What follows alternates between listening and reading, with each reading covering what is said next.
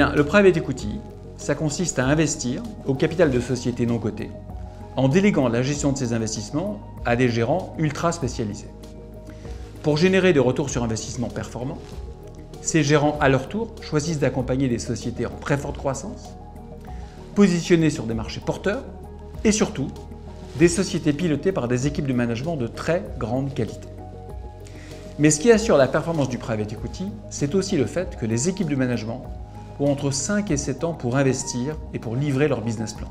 C'est-à-dire qu'elles ont du temps long par rapport à la bourse, où les équipes de management sont jugées sur le très court terme et où tout est remis en cause à chaque trimestre. Alors des exemples de sociétés financées par du private equity, je dirais Zoom, Netflix, Twitter ou encore Doctolib.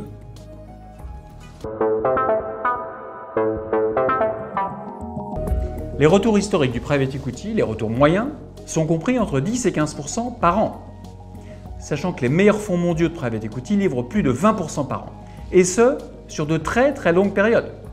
Ces performances sont incroyablement attractives à l'heure des taux d'intérêt nuls et des retours très bas sur les fonds euros. Mais malheureusement, il est extrêmement difficile pour les clients privés de rentrer dans ces fonds.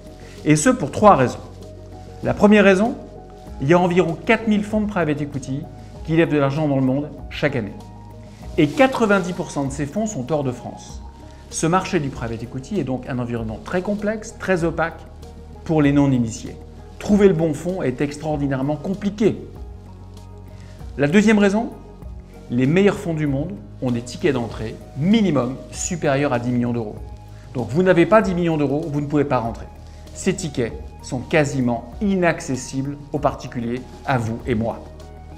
La troisième et la dernière raison, les meilleurs gérants du monde de private equity privilégient les investisseurs qu'ils connaissent très bien et surtout ceux qui sont capables de revenir dans tous leurs fonds. C'est pour ça qu'à l'heure actuelle, l'essentiel du financement du private equity provient des institutionnels ou des grandes familles industrielles les plus fortunées.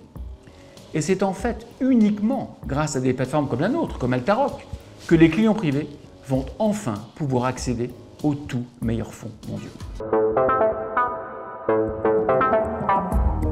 Un gérant de private equity peut perdre un deal, mais il est extrêmement rare qu'un fonds qui contient au minimum 10 à 15 deals perde en capital.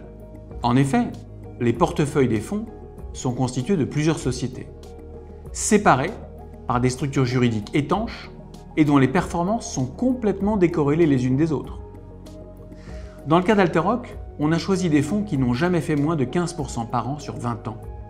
Et on a construit des portefeuilles de 4 à 6 de ces fonds pour minimiser le risque en cas de sous-performance éventuelle de l'un de ces fonds.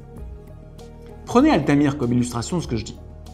C'est depuis 10 ans, Altamir, 16% de rendement par an pour l'actionnaire, en dépit du fait qu'il y a eu quelques deals défaillants dans son portefeuille.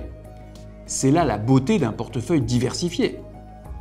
Par ailleurs, Altamir, c'est uniquement à travers les fonds Apax France et à travers les fonds Apax International.